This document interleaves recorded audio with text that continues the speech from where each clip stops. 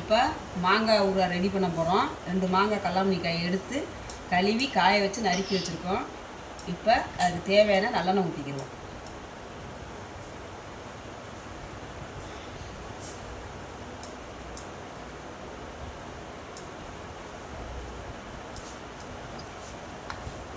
சட்டி காயட்டும்.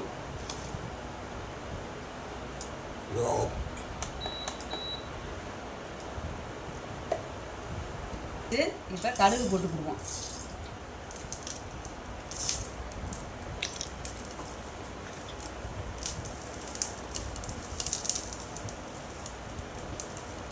கடுகு நல்லா பொரியட்டும்.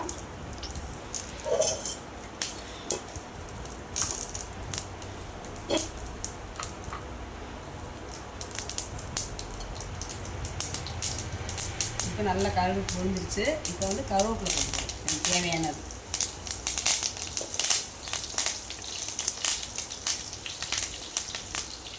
இப்போ வந்து அடுப்பு வந்து லைட்டாக குறைச்சிக்குவோம். ரொம்ப இருந்தாலும் நம்ம மேலே வந்து கடுகு வந்து தெரிக்கும்.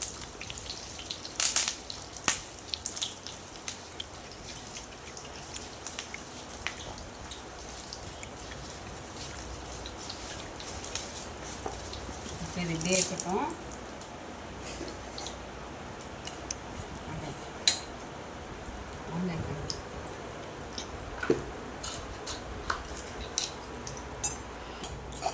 இப்போ உப்பு கலந்தாச்சு. இப்போ வந்து தனி மிளகா அப்படி போட்டுக்கணும்.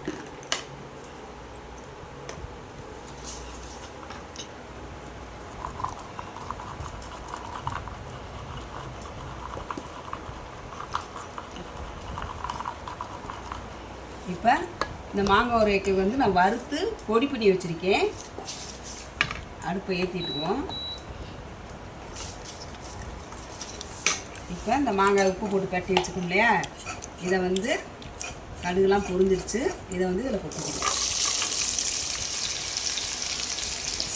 ஏன்னா கல்லாமையில் செய்யல தான் ஊறுகாய் வந்து நல்லா நமக்கு டேஸ்ட்டாக இருக்கும்.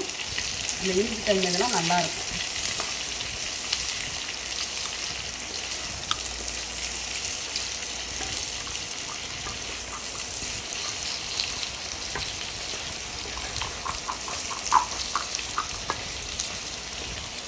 உப்பு நம்ம முன்னாடியே போட்டோம்னா தண்ணி கொடுத்துருவோம். அதுக்காக தான் நம்ம உப்பு போட்டு கட்டி செஞ்சுருக்கோம்.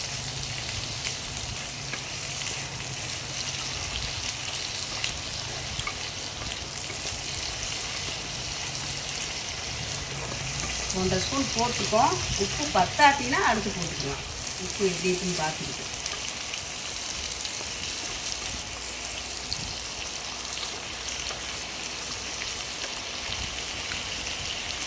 மித்த ஊறுகாய்க்கெலாம் நம்ம மிளகா பொடி போட்டுக்கிடலாம்.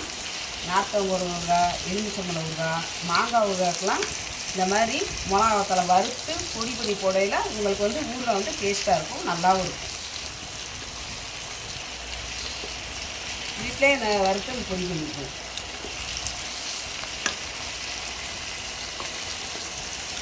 மாங்காய் கொஞ்சம் அளவுக்கு வந்துருக்கு. இப்போ வந்து மிக்ஸி ஜாரில் வந்து பொடி பண்ணி வச்சுருக்கோம். வறுத்து அந்த மிளகாத்தலை வந்து கொட்டிக்கணும். அம்மான்னு வறுத்து பொடி பண்ணையில்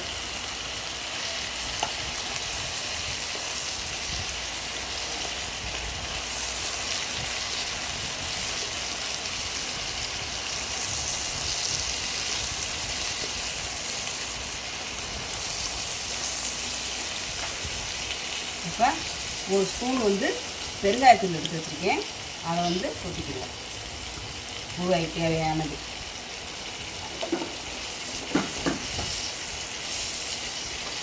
இதில் வந்து எண்ணெய் பத்தாது. நல்லெண்ணெய் வந்து இன்னும் கொஞ்சம் ஊற்றிக்கிறோம், தேவையான எண்ணெய். எண்ணெய் இருக்கிறதுக்கு தான் ஊறுகாய் வந்து நம்மளுக்கு கெடாமல் நல்லாயிருக்கும்.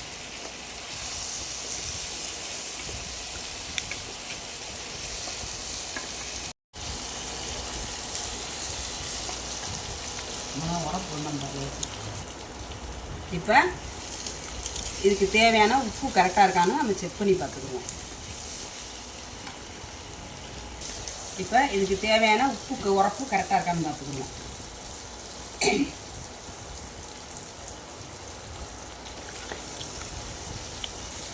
உண்டத்துன்னு போட்டோம், உப்பு இல்லை. அப்போ மொத்தம் இந்த 2 மாங்காய்க்கு வந்து 2 ஸ்பூன் கணக்கு நம்ம போட்டிருக்கோம்.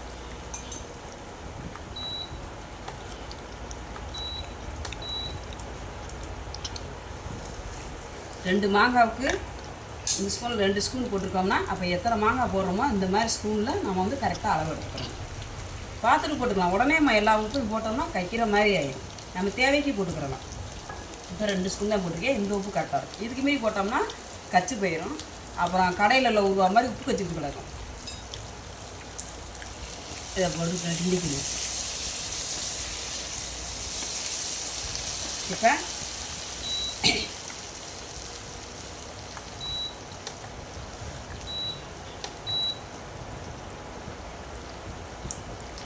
வெந்தய பொடியும் கடுகு பொடியும் நுணுக்கி வச்சுருக்கோம்.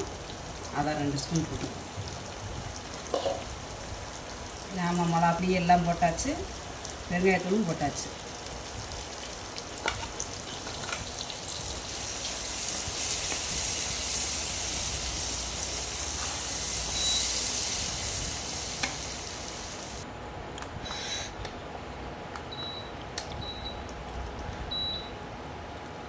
இப்போ எண்ணெய் பத்தாது. இந்த மாங்காவுக்கு லைட்டாக நல்லெண்ணெய் ஊற்றிக்குவோம். நம்ம இஷ்டம் தான் எண்ணெய் ஊற்றுறது. எண்ணெய் ஊற்றதே ஊறுகாயே டேஸ்ட்டு.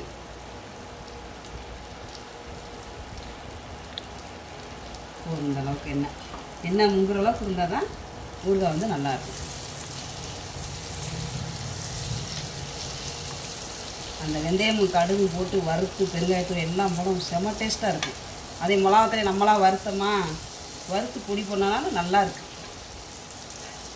நீங்களும் உங்கள் வீட்டில் எப்படின்னு ட்ரை பண்ணி பாருங்கள். ட்ரை பண்ணி பார்த்துட்டு எங்கள் சேனல் பிடிச்சிருந்தா லைக் பண்ணுங்கள், ஷேர் பண்ணுங்கள், சப்ஸ்கிரைப் பண்ணுங்கள், கமெண்ட் பண்ணுங்கள். இது தயிர் சாதத்துக்கு நல்லாயிருக்கும், சாம்பார் சாதத்துக்கு நல்லாயிருக்கும், கம்மங்கூழுக்கு நல்லாயிருக்கும், கேப்பக்கூழுக்கு நல்லாயிருக்கும்.